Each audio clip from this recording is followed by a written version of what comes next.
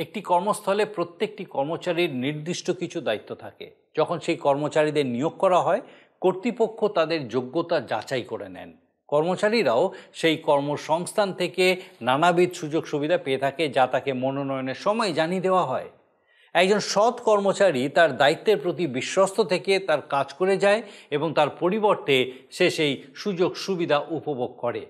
কিন্তু এমন কোনো ব্যক্তি যে সেই সংস্থার কর্মচারী নয়, তাকে যেমন সেখানকার কোনো দায়িত্ব পালন করতে হয় না, তেমনি সেই সুযোগ সুবিধাগুলো সে পেতে পারে না। এর অন্যথা কি হতে পারে? কিভাবেই বা হতে পারে?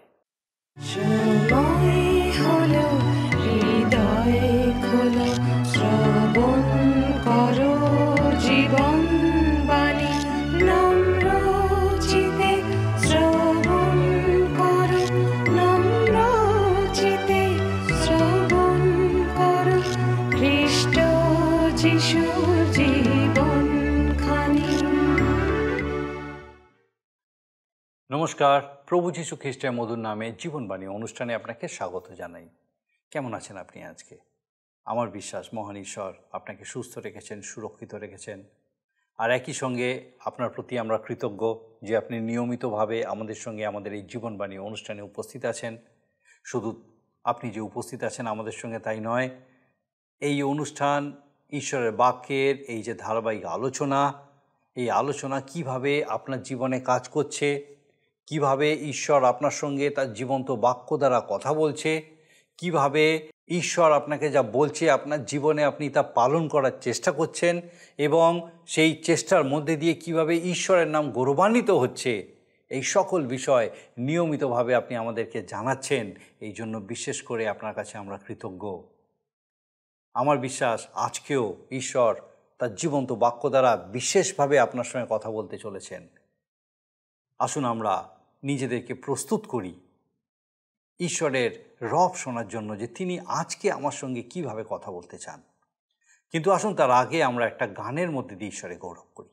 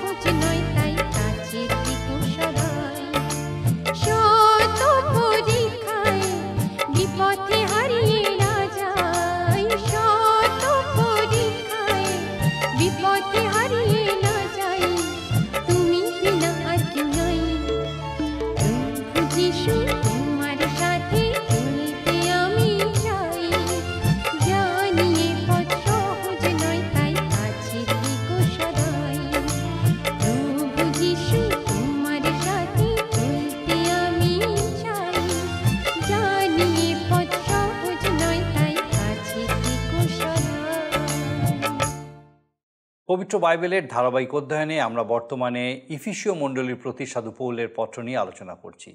আমরা ইতিপূর্বে এই পুস্তকের প্রথম 3টি অধ্যায়ের বিভিন্ন বিষয় নিয়ে অধ্যয়ন করেছি। পত্রের এই অংশে আমরা 3টি বিষয় বিশেষভাবে লক্ষ্য করেছি: মণ্ডলীর আহ্বান, মণ্ডলীর নির্মাণ ও মণ্ডলীর গঠন। মণ্ডলী মানে খ্রিস্টের দেহ। সেখানে মণ্ডলীর আচরণ এবং বিশ্বাসীর স্বর্গীয় আহ্বানের বিষয়েও আলোচিত হয়েছে। এবারে আমরা এই পত্রে দ্বিতীয় তথা শেষ অংশ অধ্যয়ন করব। প্রথম অংশের স্বর্গীয় বিষয়গুলো ছেড়ে এবার আমরা মর্তে পদার্পণ করব। আমাদের অবশ্যই মনে রাখতে হবে যে এটা কোনো জাগতিক পদক্ষেপ নয়, কিন্তু পার্থিব পদক্ষেপ। প্রকৃত বিশ্বাসীবর্গ যাদের আমরা মণ্ডলী বলে সম্বোধন করছি, তারা খ্রিস্টের সাথে স্বর্গীয় স্থানে উপবিষ্ট আছেন এবং সেই দেহরূপ মণ্ডলীর মস্তক হচ্ছেন প্রভু যীশু। এই কথাটা সঠিক হলেও মণ্ডলীকে বাস্তবিক জীবনে এই পৃথিবীতেই জীবনযাপন করতে হবে। আমরা পত্রের এই অংশে মূলত মণ্ডলীর আচরণ, মণ্ডলীর স্বীকারোক্তি ও মণ্ডলীর দ্বন্দ্ব, এই 3টি বিষয়ে অধ্যয়ন করব। মণ্ডলী এখন এক নতুন মনুষ্যে পরিণত হয়েছে, আর ভবিষ্যতে মণ্ডলী এক বধূতে পরিণত হবে। আবার মণ্ডলী প্রভু যীশু খ্রিস্টের উত্তম যোদ্ধাও বটে।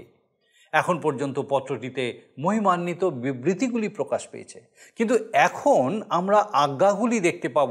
যাদেরকে প্রথমে সেই উচ্চস্থানে আহ্বান করা হয়েছে, তাদেরকে এখন এমন একটা জীবনযাপনের নির্দেশ দেওয়া হচ্ছে যা সেই আহ্বানের সাথে সামঞ্জস্যপূর্ণ।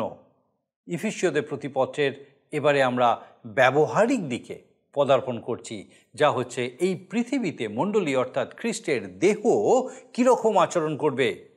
পত্রের 4র্থ অধ্যায়ের শুরুতেই মণ্ডলীকে সাধু পৌল মনে করিয়ে দিয়েছেন যে তিনি যে কাজের জন্য আহুত হয়েছিলেন, সেই কাজের জন্যই এখন তিনি বন্দিরূপে জীবন কাটাচ্ছেন। তিনি এটাও স্মরণ করিয়ে দিয়েছেন যে মণ্ডলীকেও নির্দিষ্ট কাজের জন্য আহ্বান করা হয়েছে এবং তারা যেন সাধু পৌলের মতোই তাদের সেই আহ্বানের যোগ্য রূপে চলে। ঈশ্বর তাদের তার কাজের জন্য যোগ্য করে নিয়েছেন। এবার তাদের দায়িত্ব হলো বিশ্বস্তভাবে তাদের উপর নির্মিত দায়িত্ব পালন করা। আমরা এই বিষয়ে আরও বিস্তারিত অধ্যয়ন করব।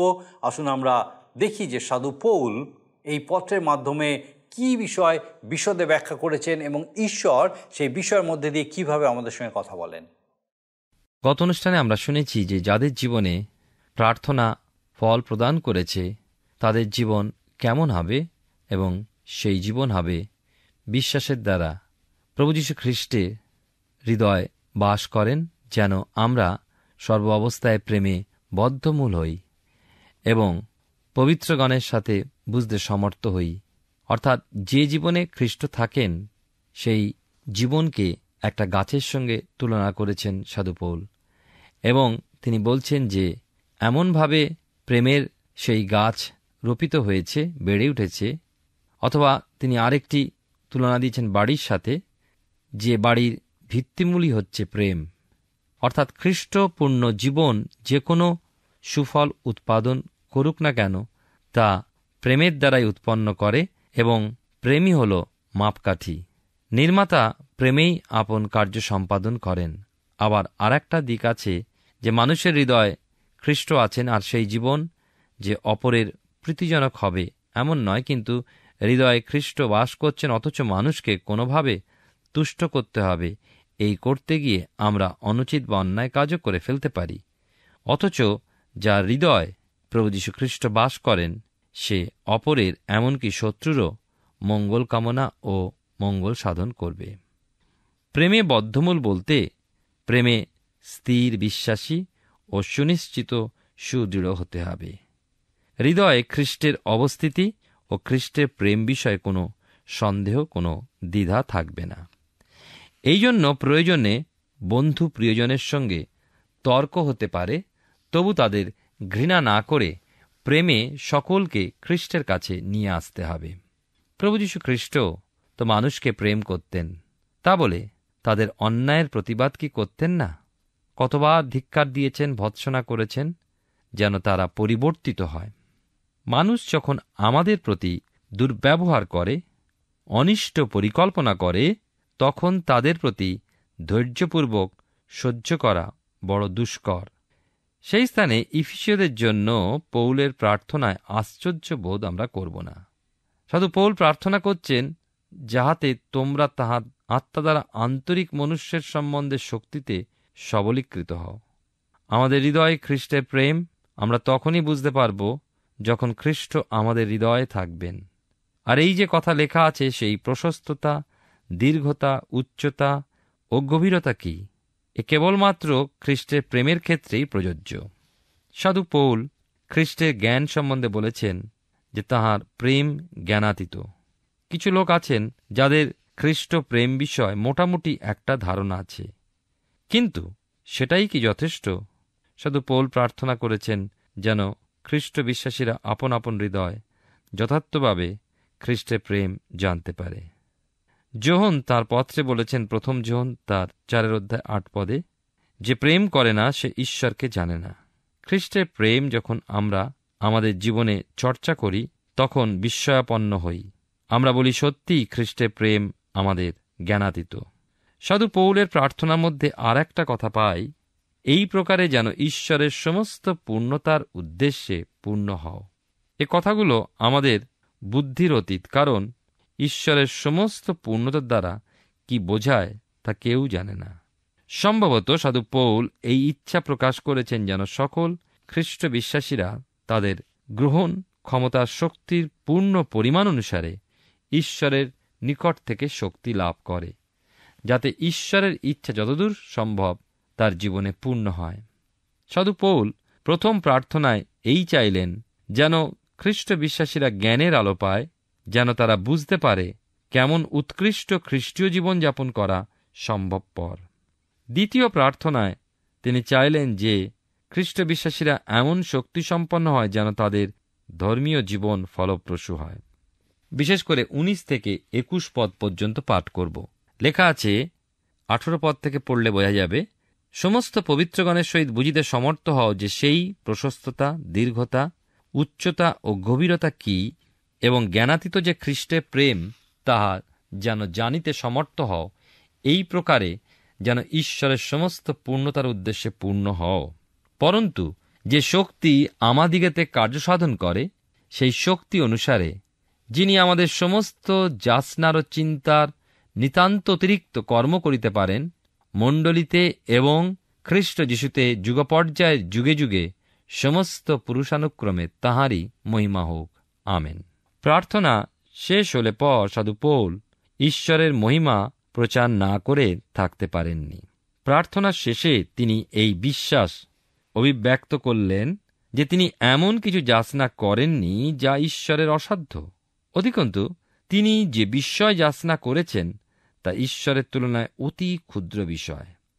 আমাদের সমস্ত যাচনার ও চিন্তার নিতান্ত অতিরিক্ত কর্ম, একথা কেমন চমৎকার! আমাদের ঈশ্বরের নিকট মহৎ মহৎ বিষয় প্রত্যাশা করা উচিত। কোনোই উত্তম কাজ তাঁর অসাধ্য নয়।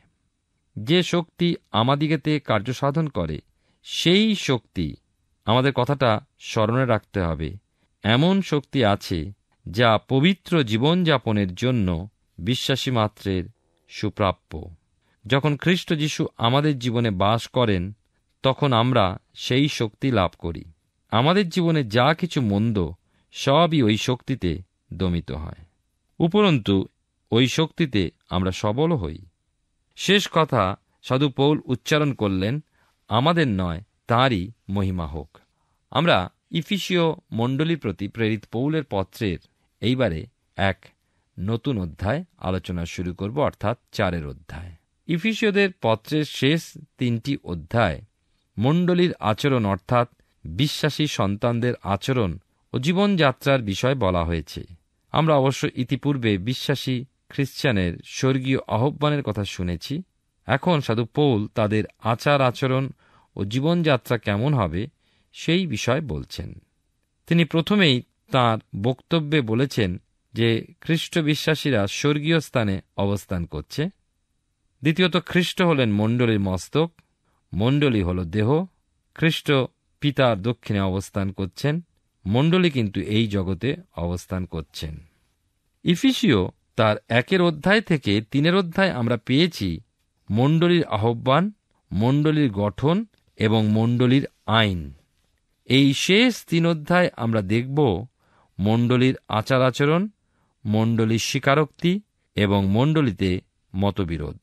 মণ্ডলী গঠনে নূতন মানুষ ভবিষ্যতে বিবাহের কন্যা, আবার মণ্ডলী খ্রিস্টের সৈনিক।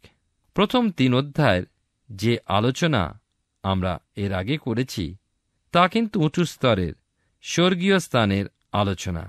এখন আমরা মণ্ডলী বিষয় আলোচনা করছি জগৎ স্তরে।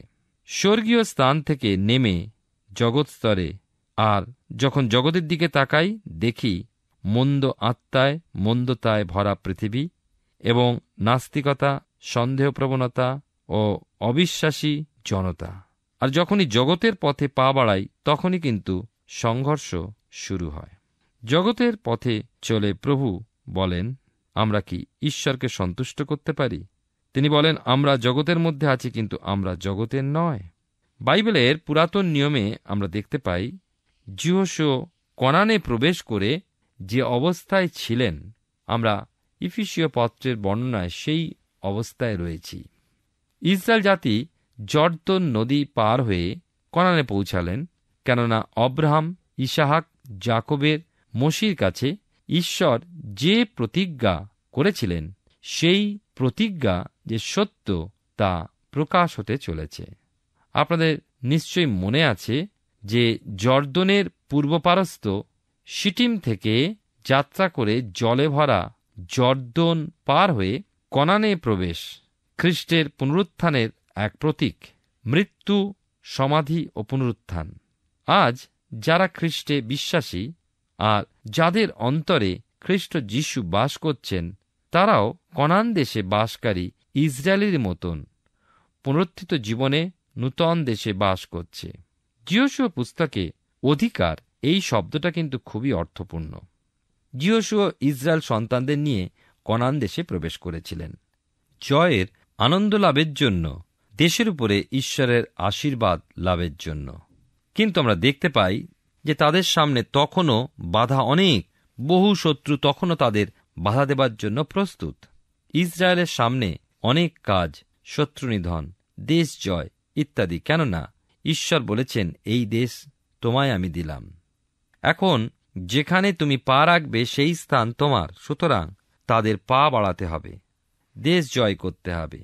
ইফিসীয় প্রথম 3 অধ্যায় অবস্থান শব্দটিও গুরুত্বপূর্ণ। বিশ্বাসী খ্রিস্টানের অবস্থান কি আমরা শুনেছি এর আগেই প্রথম অধ্যায়ে স্বর্গীয় স্থানে। ঈশ্বর সমস্ত স্বর্গীয় দানে বিশ্বাসীকে আশীর্বাদ যুক্ত করেছেন, কিন্তু আমরা সেই দান লাভের জন্য পা কি বাড়িয়েছি? আমরা কি এগিয়ে চলেছি? খ্রিস্ট বিশ্বাসীর জন্য স্বর্গীয় স্থানের সকল আশীর্বাদ রাখা আছে। আমাদের সাহস, নির্ভর ও বিশ্বাস নিয়ে এগিয়ে গিয়ে অধিকার করতে হবে। এতক্ষণ আমাদের কাছে স্বর্গীয় স্থানের গৌরবময় বিষয় ঘোষণা করা হয়েছে। এখন সেই স্বর্গীয় স্থানের অধিকার রক্ষার জন্য কিছু নির্দেশ দেওয়া হচ্ছে। কিছু লোক আছেন যারা এই ইফিসীয় পত্রের প্রথম অংশ পর্যন্ত এসেই খুশি, পরের অংশ আর প্রয়োজন মনে করেন না। তারা নিয়মিত উপাসনায় আসেন, কয়ারে বসে সুন্দর কথা বলেন, গান, পালক ও ডিকনদের মধ্যে চলে সুন্দর কথা, মণ্ডলীর সাধারণ সভ্যদের সাথে মেলামেশা করাটা পছন্দ করে না। পালক মহাশয় তাদের জিজ্ঞাসা করেন, আপনারা মণ্ডলীর সভ্য হন না কেন? তারা আকাশের দিকে চেয়ে চোখ মিটমিট করে বলে, আমরা স্বর্গীয় মণ্ডলীর সভ্য। কথাটা খুবই সুন্দর, শুনতে মধুর, কিন্তু আত্মিক অবস্থায় আমরা গৌরব করতে পারি, প্রশংসা করতে পারি কর্তব্য পূরণের জন্য, সেবার জন্য জাগতিক মণ্ডলীর সাথে যোগাযোগ রাখতে হবে। কেননা আমরা দেখেছি মণ্ডলী বা দেহ এই জগতে অবস্থান করছে, সুতরাং সেই মণ্ডলীর মধ্যেও কাজ আছে। জগতের মণ্ডলী নূতন মানুষের সমাবেশ, সেখানে কর্তব্য পালনের মধ্যে দিয়ে আশীর্বাদ লাভ হয়। মণ্ডলীতে থাকার জন্য ঈশ্বরের নির্দেশ শুনতে হয়, নির্দেশ মতো চলতে হয়, স্বভাবে নম্রতা, কার্যে দৃঢ়তার প্রয়োজন হয়। যারা খ্রিস্টের, ঈশ্বরের আত্মা তাদের সাথেই কথা বলছেন। যারা খ্রিস্টের নয়, এই পত্র তাদের সাথে কথা বলে না। যারা মুক্তিপ্রাপ্ত, উদ্ধারপ্রাপ্ত, তাদের জন্যই এই পত্র, মৃতদের জন্য নয়। সাধু পৌল বলেছেন, তোমরা পূর্বে পাপে মৃত ছিলে, যাদের মধ্যে জীবন নাই, কারণ খ্রিস্টই হলেন জীবন। আর যাদের জীবন নাই তারা কি করে পত্রের নির্দেশ গ্রহণ করবে? মনে রাখবো আমরা যে প্রথমে মৃত অবস্থা থেকে জীবনে আসতে হবে, তবেই আমরা জীবিতদের প্রতি নির্দেশ শুনতে পাব এবং পালন করতে পারব। জগতের ধর্ম কর্ম বলছে, জগতে ভালো কাজ করো, তবেই একজন কেউ হতে পারবে। ঈশ্বরের ঠিক বিপরীত কথা বলছেন, জগতে জীবিত মানুষ হও, তবেই ঈশ্বরের কাজ করতে পারবে। কি করে আমরা ঈশ্বরের কাজ করব যদি আমাদের অন্তর অপবিত্র, অন্তর দুঃখে ভারাক্রান্ত? মনে রাখব, আমাদের জীবনে ঈশ্বরবিহীন কখনোই আমরা ভালো কাজ করতে পারি না, এবং খ্রিস্টের মধ্যে দিয়ে আমরা ঈশ্বরের সঙ্গে যুক্ত হতে পারি। আপনার কি মনে হয়, কাজ করে জীবন্ত হতে হবে, না জীবন্ত হয়ে কাজ করতে হবে? মৃতেরা কি কাজ করে? সেই জন্য তো সাধু পৌল বলেছেন যে পূর্বে তোমরা পাপে এবং অপরাধে মৃত ছিলে। মৃত মানুষ যেমন কথা বলতে পারে না, মৃত মানুষ যেমন নড়তে পারে না, তেমনি আত্মায় যারা মৃত তারা ঈশ্বরের সেবা এবং মানুষের সেবা করতে পারে না। আমাদের মনে রাখতে হবে সেই বিষয়ে। আমরা বিশেষ করে আমাদের জীবনকে নিয়ে চিন্তা করি যে আমরা কি অবস্থায় রয়েছি। ঈশ্বর চান এই জগতে আমরা তাঁর সেবা করি, তাঁর গৌরব করি, তাঁর প্রশংসা করি, এবং সঙ্গে সঙ্গে এই জগতের সমস্ত মন্দতা, সমস্ত পঙ্কিলতা, সমস্ত অধর্ম যে জগতের মধ্যে, সেই জগতে আমাদের বাস করতে হলে আমাদেরকে সৈনিকের ন্যায় জীবনযাপন করতে হবে। মন্দতার বিরুদ্ধে, পাপের বিরুদ্ধে আমাদেরকে সর্বদা লড়তে হবে, এবং তা রক্তমাংসের বিরুদ্ধে নয়, কিন্তু অন্ধকারের শক্তি দিয়াবলের বিরুদ্ধে। প্রিয় ভাই ও বোন, এখন আমরা বিশেষ করে ইফিসীয় তার 4 অধ্যায় আমরা প্রথম পদ পাঠ করব। লেখা আছে এখানে, ঈশ্বর ভক্তের উপযোগী আচরণ করিতে বিনতি। অতএব প্রভুতে বন্দী আমি তোমাদিগকে বিনতি করিতেছি, তোমরা যে আহ্বানে আহুত হইয়াছ তাহার যোগ্যরূপে চলো। সাধু পৌল বলছেন যে তিনি প্রভুতে বন্দী। তিনি বন্দী এই জন্যই যে তিনি স্বর্গীয় স্থানে প্রভুতে অবস্থিতি করছেন। আবার সেই সঙ্গে তিনি জগতেরও বন্দী, যেহেতু পরজাতির কাছে খ্রিস্টকে প্রচার করেছেন। সাধু পৌল খ্রিস্টানদের কাছে নম্রভাবে বিনতি করছেন, যেমন রোমিও তার 12 অধ্যায় 1 পদে বিনতি করেছেন, তোমরা তোমাদের চলার পথ ঠিক করো, কেননা তোমরা ঈশ্বর কর্তৃক আহুত, মনোনীত ও অনুগ্রহপ্রাপ্ত। উপযুক্ত রূপে চলার অর্থ খ্রিস্টান তার অবস্থান অনুযায়ী চলবে। স্বর্গীয় স্থানে যে অবস্থান করছে সে অবশ্যই মনে রাখবে আমি কোন স্তরের লোক। পবিত্রতা, নম্রতা ও মৃদুতা অবশ্যই আমাদের আচার ব্যবহারে দেখা যাবে। প্রিয় ভাই ও বোন, আমরা যখন এই জগতের মধ্যে আছি, আজকের আমাদের অন্তর এবং জীবন, আমাদের স্বভাবকে পরীক্ষা করে দেখি, আমার মধ্যে কি সেই পবিত্রতা, সেই নম্রতা ও মৃদুতা আছে? যদি সেই ব্যবহার, সেই আচার আচরণ নেই, তবে নতুন করে খ্রিস্টের হাতে সমর্পিত হই, যেন তাঁর প্রেমে, তাঁর পবিত্রতায়, তাঁর নম্রতা ও মৃদুতা আমরা লাভ করতে পারি, যেন এই জগতের মাঝে আমরা আদর্শ খ্রিস্টীয় জীবনযাপন করতে পারি, যেন অন্যেরা দেখে আমাদের মধ্যে খ্রিস্টকে দেখতে পায়। আমরা এফিসীয় পুস্তক থেকে ধারাবাহিকভাবে অধ্যয়ন করছি। আমার বিশ্বাস মহান ঈশ্বর বিশেষ করে আজকে আপনার সঙ্গে কথা বলেছেন। সাধু পৌল যে বিষয়গুলো এই অংশে উত্থাপন করেছেন, যা আমরা আগামী কয়েকটি পর্বে আরও উল্লেখ করব, লক্ষ্য করব, সেগুলি সমস্ত খ্রিস্টাশ্রিত মানুষের জন্য প্রযোজ্য। আপনি যদি খ্রিস্টকে আপনার প্রভু ও পরিত্রাতা বলে স্বীকার করে থাকেন, তাহলে এই পত্রে যে সকল আজ্ঞা দেওয়া আছে সেগুলি আপনি অবশ্যই মেনে চলবেন। সাধু পৌল আমাদের বলেছেন যে আমরা আমাদের পাপ অপরাধে মৃত। কোনো মৃত ব্যক্তি কোনো রকম দায়িত্ব পালন করতে পারে না। আমাদেরকে খ্রিস্টে পুনর্জীবিত হতে হবে, তবেই আমরা যথার্থভাবে আমাদের দায়িত্ব পালন করতে পারব।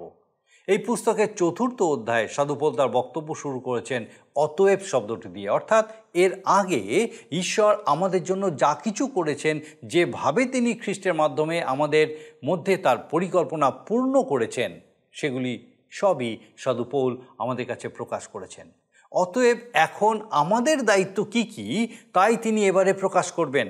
আমাদের আগামী পর্বে আমরা দেখব যে ইফিসীয় মণ্ডলীকে এবং সেই সঙ্গে আমাদের ঈশ্বরের আহুত ব্যক্তিরূপে কি কি কর্তব্য আছে, এবং সাধু পৌল সেই বিষয়ে কিভাবে বিশদে ব্যাখ্যা করছেন।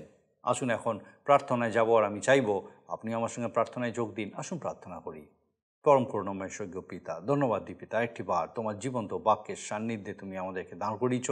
ধন্যবাদ দিই পিতা গো যে আমাদের প্রত্যেক দর্শক বন্ধুকে আরেকবার তোমার জীবন্ত বাক্য দ্বারা উৎসাহিত উজ্জীবিত হতে সাহায্য করেছ। যে প্রভু, তোমার জীবন্ত বাক্য প্রতিনিয়ত আমাদের সঙ্গে আছে এবং সেই বাক্যের মধ্যে দিয়ে তুমি কথা বলো এবং তোমার উপস্থিতি, তোমার সহভাগিতায় আমাদেরকে পূর্ণ করে থাকো। আমাদের কোনো মুহূর্তে তুমি ছাড়োনি, কারণ যে মুহূর্তে আমরা তোমার প্রিয় পুত্র প্রভু যীশু খ্রিস্টে আমাদের সেই নতুন জীবন লাভ করেছি প্রভু, সেই মুহূর্ত থেকে তোমার সহভাগিতায়, তোমার সান্নিধ্যে তুমি আমাদেরকে স্থির করেছো, তোমার উপস্থিতিতে পূর্ণ করেছো, তোমার পবিত্র আত্মার সহভাগিতায়, তোমার পবিত্র আত্মার সুপরিচালনায় স্থির করেছো। স্বর্গীয় পিতা, আমাদের প্রত্যেক দর্শক বন্ধু, তাদের পরিবার পরিজন প্রত্যেককে প্রভু এই সত্যে পূর্ণ করো, এই অনুগ্রহে পূর্ণ করো এবং তোমাতে থাকার যে আনন্দ, তোমাতে থাকার যে অনুপ্রেরণা এবং পিতাগো তোমার যে প্রেম, সেই সমস্ত কিছু তাদের জীবনের মধ্যে দিয়ে নতুনভাবে প্রকাশিত হতে সাহায্য করো। যেন এখনও যারা তোমাকে জানে না, তোমার এই প্রেমের আস্বাদ পায়নি পিতাগো, প্রত্যেকে পিতাগো সেই আস্বাদ গ্রহণ করতে পারে, সেই আলো যেন দেখতে পায়। আমাদের প্রত্যেক দর্শক বন্ধু, তাদের পরিবার পরিজন, তাদের গৃহসমূহকে তোমার সেই আলোকিত গৃহরূপে তুমি স্থাপন করো, যেন তোমার আলোক পিতাগো সেই গৃহের মধ্যে দিয়ে, তাদের জীবনের মধ্যে দিয়ে আরও অনেকের কাছে প্রকাশিত হয়, উজ্জ্বলিত হয়, প্রজ্বলিত হয়। ঐশ্বর্য পিতা, তোমার যিশুর নামে তাদেরকে ব্যবহার করো। একই সঙ্গে পিতা, তোমার পবিত্র পরাক্রমের প্রত্যেককে সুস্থ সবল রাখো, সমস্ত রকম মন্দতা থেকে, মন্দ দৃষ্টি থেকে সুরক্ষিত রাখো এবং তোমার পবিত্র আত্মার পরাক্রমে আর উত্তরোত্তর তোমার সঙ্গে বৃদ্ধি পেতে তুমি সাহায্য করো। তোমার যিশু নামে ভিক্ষা দয়া করে শ্রবণ গ্রহণ করো। আমেন। ঈশ্বর ধন্যবাদ দিই যে তিনি আমাদেরকে সুন্দর সুযোগ দিয়েছিলেন। ধন্যবাদ দিই যে তার জীবন্ত বাক্য আমাদের সঙ্গে কথা বলে এবং একই সঙ্গে ধন্যবাদ দিই যে আপনি আমাদের সঙ্গে নিয়মিত আমাদের এই অনুষ্ঠানে উপস্থিত আছেন। আর আমার বিশ্বাস এইভাবে আগামী দিনেও আপনি আমাদের সঙ্গে জীবনবাণী অনুষ্ঠানে অবশ্যই উপস্থিত থাকবেন। ঈশ্বর আপনার মঙ্গল করুন।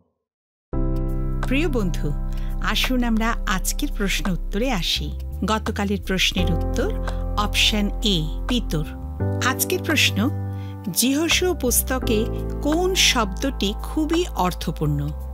এ শান্তি, বি যুদ্ধ, সি অধিকার, ডি যাত্রা। বন্ধু, এই প্রশ্নের উত্তর আগামীকাল সন্ধ্যে 6টার মধ্যে option A, B, C, D সহকারে আপনার নাম ও সম্পূর্ণ ঠিকানা সহ 9433497235 এই নম্বরে পাঠাবেন। যদি আপনার এই অনুষ্ঠান ভালো লেগে থাকে তাহলে এই নম্বরে একটি মিসড কল করুন, তাহলে আপনি পরের বারে বিজয়ী হতে পারেন।